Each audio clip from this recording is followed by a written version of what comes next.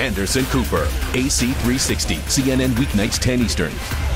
We are awaiting the results of forensic testing to see if a jawbone that was found on a beach in Aruba could belong to Natalie Holloway. Initial testing found the bone to be from a young woman, but it was sent to a lab in Holland for further testing. The FBI sent Holloway's dental records to Dutch authorities yesterday.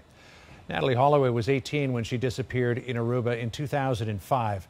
The Alabama teenager was celebrating high school graduation with her classmates. Holloway left a nightclub with Joran van der Sloot and two other men and was never seen again. Van der Sloot was questioned but never charged, although he remains the prime suspect. Right now, he's in jail in Peru, accused of murdering a young woman there. Let's get some perspective on the discovery of the jawbone and what it could mean if it belongs to Natalie Holloway. Lawrence Kobylinski is a forensic scientist at John Jay College of Criminal Justice here in New York, and Gene Casares is in Aruba. Gene's a correspondent for In Session on True TV. Gene, you've traveled long and hard to get there to Aruba. What are you learning tonight about the discovery of this fragment of jawbone? Well, first of all, everybody here on the island knows what's happening. Everyone is really waiting, like the rest of us are, to see exactly what will be happening. There's a couple of things that give this some credibility.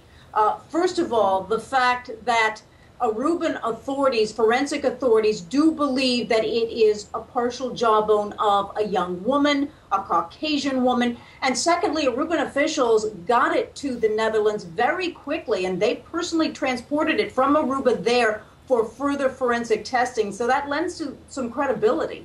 Lawrence Kobylinski, if indeed this is Natalie Holloway, this could be a huge break in the case. Oh, absolutely. I think this is the first piece of real evidence we have.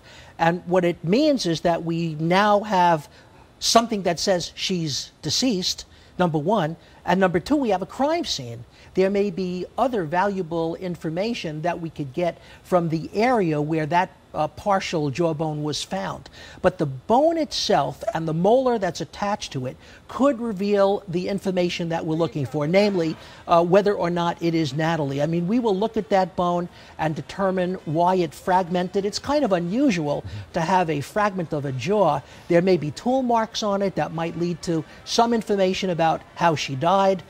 Certainly, dental records will be examined. And of course, DNA is the ultimate way to determine if that is her. If that bone has been in the water for some time, as has been speculated, it was found on a beach, would the DNA still be measurable? Well, the DNA in the molar would probably be very well protected in the pulp cavity in the center of the tooth. So although that kind of environmental impacts will certainly occur, but the chances are fairly good that the DNA will be intact, certainly sufficiently in good enough shape so that they can get a full genetic profile. They'll do a paternity type test. They have the DNA from the biological parents, and they will be able to say with absolute certainty as to whether it's her or not. This bone, again, was found on a beach.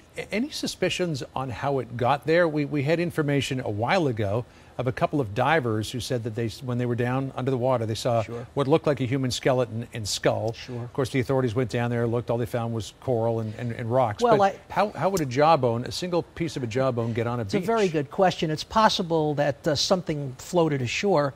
Bones don't float, perhaps part of a body. It's also interesting that there was no skull, just a partial jawbone.